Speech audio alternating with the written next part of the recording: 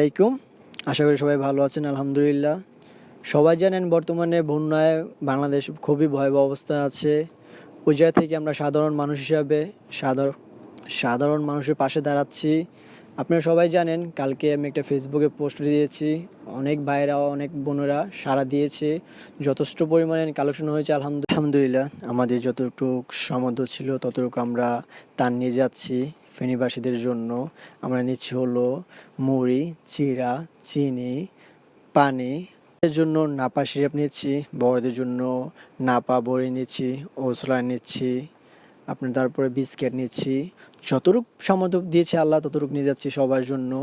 আপনারাও যা নিজ এলাকা থেকে বা বন্ধুবান্ধব ফ্রেন্ড সার্কেল নিয়ে যতটুকু সামর্থ্য পারেন সবাই নিয়ে আপনারা ফেনী, কুমিল্লা, চট্টগ্রাম, সিলেট সবাই সব জায়গায় যেতে পারেন, সাহায্য করেন।